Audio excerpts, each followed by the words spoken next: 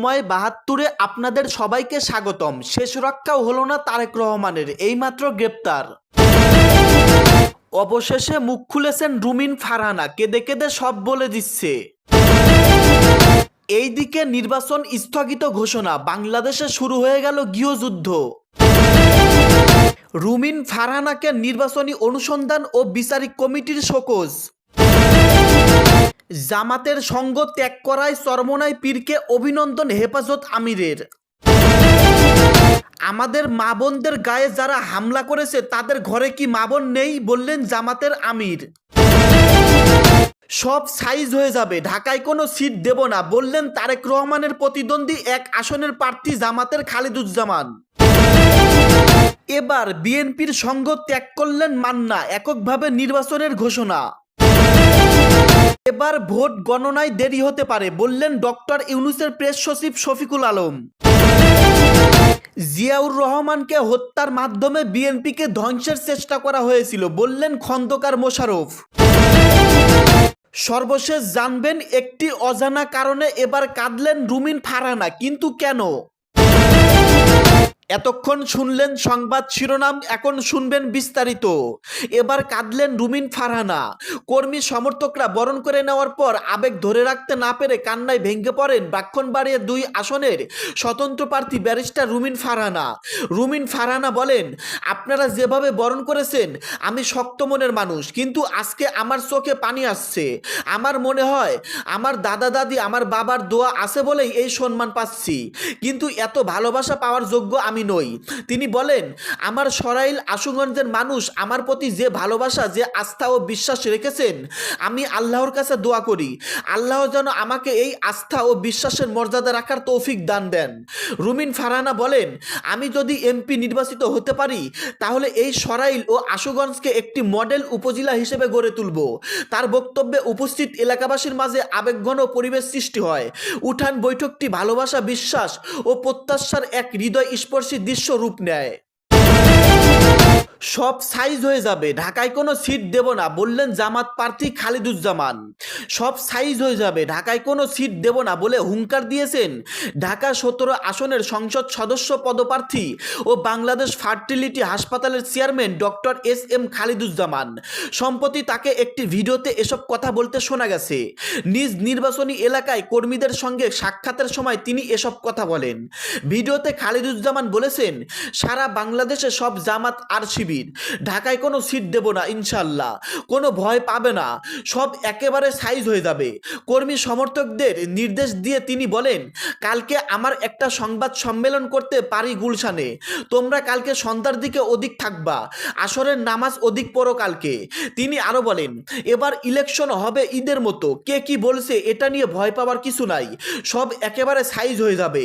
এই সংসদ সদস্য পদপ্রার্থী আরো বলেন, শিবির ছাত্র সংসদ নির্বাচনে সব গণহারে জিতেছে, সাকসুতেও জিতে যাবে। যারা বাংলাদেশের সব জামাত আর শিবির, ঢাকায় কোনো সিট দেব না ইনশাল্লাহ। আমাদের মা বোনদের গায়ে যারা হামলা করেছে তাদের ঘরে কি মা বোন নেই? বাংলাদেশ জামাত ইসলামের আমির ডক্টর শফিকুর রহমান অভিযোগ করেছেন যে বিএনপির কর্মীরা জামাতের নেতাকর্মীদের উপর পরিকল্পিতভাবে হামলা চালিয়েছে এবং তাদের আটকে রেখেছে। তিনি বলেন, কোনো ব্যক্তি বা দলের মব সৃষ্টি করার অধিকার নেই এবং এ ধরনের নোংরা মব সৃষ্টির রাজনীতির তীব্র নিন্দা জানান। একই সঙ্গে তিনি আশা প্রকাশ করেন, দেশে মব রাজনীতির এখানেই অবসান ঘটবে। জনগণ এখন অনেক সচেতন, মবের মাধ্যমে জনমত এবং প্রবাহিত করার সময় শেষ হয়ে গেছে বলেও তিনি মন্তব্য করেন। বুধবার ২১শে জানুয়ারি দুপুরে রাজধানীর কল্যাণপুরে ইবনে সিনা হাসপাতালে আহত নেতাকর্মীদের খোঁজখবর নিতে গিয়ে সাংবাদিকদের সঙ্গে কথা বলেন জামাতের আমির। তিনি আরো বলেন, হামলাকারীরা শুধু জামাতের পুরুষ কর্মীদের উপরেই নয়, নারী কর্মীদের উপরও হামলা চালিয়েছে, যা অত্যন্ত নিন্দনীয়। তিনি প্রশ্ন তোলেন, যারা এ ধরনের হামলা চালিয়েছে তারা কি মায়ের গর্ভে জন্ম নেয়নি? তাদের কি মা বোন নেই? এ ধরনের অমানবিক পরিস্থিতিতে আর দেখতে চান না বলেও জানান তিনি। ডক্টর শফিকুর রহমান বলেন, প্রত্যেক রাজনৈতিক দল জনগণের কাছে নিজেদের অঙ্গীকার ও কর্মসূচি তুলে ধরবে এবং জনগণ অতীত ও বর্তমান বিবেচনা করেই ভবিষ্যৎ সিদ্ধান্ত নেবে। জামাতের অবস্থান স্পষ্ট উল্লেখ করে তিনি বলেন, তাদের লক্ষ্য ন্যায় বিচার, ইনসাফ ও দুর্নীতিমুক্ত শাসন ব্যবস্থা প্রতিষ্ঠা করা। একই সঙ্গে তিনি ৩০০ আসনের সব প্রার্থীদের প্রতি আহ্বান জানান, যেন জনগণকে স্বাধীনভাবে সিদ্ধান্ত নেওয়ার সুযোগ দেওয়া হয়। নির্বাচন কমিশনের প্রতি আহ্বান জানিয়ে জামাতের আমির বলেন, কমিশন যে অঙ্গীকার করছে তা বাস্তবায়নের জন্য সঠিকভাবে দায়িত্ব পালন করতে হবে এবং সবার জন্য সমান সুযোগ ও সমতল মাঠ নিশ্চিত করতে হবে। এবার বিএনপির সঙ্গ ত্যাগ করলেন মান্না, এককভাবে নির্বাচনের ঘোষণা। জাতীয় সমাজতান্ত্রিক দলের পর বিএনপির জোট থেকে সরে এসেছেন মাহমুদুর রহমান মান্নার নাগরিক ঐক্য দল। এর পাশাপাশি 11 আসনে এককভাবে নির্বাচনের কথাও জানিয়েছেন তিনি। বুধবার 21শে জানুয়ারি এ সিদ্ধান্তের কথা জানানো হয়। এই দুটি দল বিএনপির যুগপৎ আন্দোলনের সঙ্গী ছিল দীর্ঘদিন ধরে। আসন সমঝোতা না হয় জেএসডি এককভাবে নির্বাচন করার ঘোষণা আগেই দিয়েছিল। এবার আসন সমঝোতার পরও ছাড় না দেওয়ায় বিএনপির দীর্ঘদিনের মিত্র মান্নার দল একই পথে হাঁটল। জানা গেছে মান্না বগুড়া 2 থেকে ভোট করেছেন। ওই আসনে ধানের শীষ প্রতীকে বিএনপি নেতা শাহ আলমকে মনোনয়ন দেওয়ায় এবং শেষ মুহূর্তে তা প্রত্যাহার না করায় এ বিভক্তির সৃষ্টি হয়। এ বিষয়ে বিএনপির শীর্ষ নেতাদের সঙ্গে মাহমুদুর রহমান মান্না একাধিকবার যোগাযোগ করলেও কোনো ফল না আসায় জরুরি সংবাদ সম্মেলন করে একলা চলো নীতি অবলম্বনের ঘোষণা দেন তিনি। সোমবার এ উপলক্ষে আয়োজিত সংবাদ সম্মেলনে জানানো হয়, দলের সভাপতি মান্না ঢাকা 18 ও বগুড়া 2 আসনে প্রতিদ্বন্দ্বিতা করবেন। এর বাইরে আরও 10টি আসনে নিজেদের প্রার্থিতা ঘোষণা করা হয়।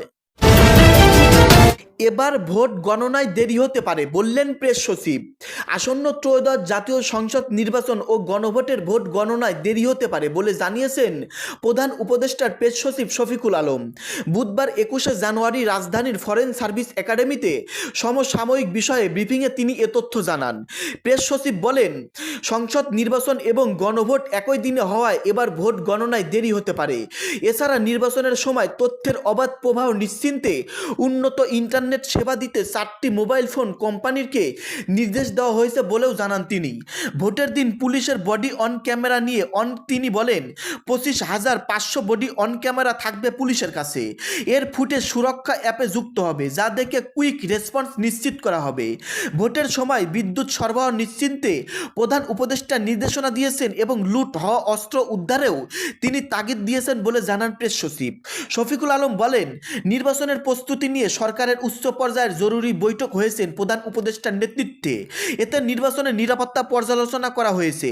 তিনি আরও বলেন, ভোটের সময় সশস্ত্র বাহিনীর সদস্যরা রিটার্নিং কর্মকর্তার অধীনে সমন্বয় করে কাজ করবেন। এ সময় 1 লাখ সেনা সদস্য, নৌবাহিনীর 5,000 বিমান বাহিনী, 3,500 সদস্য দায়িত্ব পালন করবেন। অন্য বাহিনীর সঙ্গে ফায়ার সার্ভিসও থাকবে। আরও থাকবে 500 ড্রোন। এরই মধ্যে এ সময় পাবনা ও 1 ও 2 আসন নিয়ে সংখ্যা থাকলেও 2 আসন সহ 300 আসনে নির্বাচন হবে বলেও জানান তিনি। প্রেস সচিব বলেন, এবার নির্বাচনে অংশ নেবেন 1842 জন বৈধ প্রার্থী।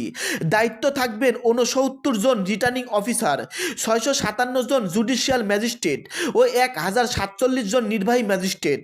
যেখানে জেলা প্রশাসক, জেলার আইনশৃঙ্খলা কমিটির সভাপতি, উপজেলা নির্বাহী কর্মকর্তা, উপজেলা আইনশৃঙ্খলা কমিটির সভাপতি। নির্বাচনী সুরক্ষা নামে একটি অ্যাপের মাধ্যমে আইনশৃঙ্খলা রক্ষাকারী বাহিনীর সদস্যরা সমন্বয়ভাবে কাজ করবেন বলেও জানান তিনি। দর্শক, এতক্ষণ শুনতে পারলেন গুরুত্বপূর্ণ আলোচনা। এ সম্পর্কে যদি আপনারা কিছু বলতে চান, আপনাদের মূল্যবান মতামত ভিডিওর কমেন্টে জানিয়ে দিবেন। ভিডিওটি শেষ করার আগে ছোট্ট একটি রিকোয়েস্ট, সময় 72 ইউটিউব চ্যানেলটাকে সাবস্ক্রাইব করে সঙ্গেই থাকবেন। ধন্যবাদ।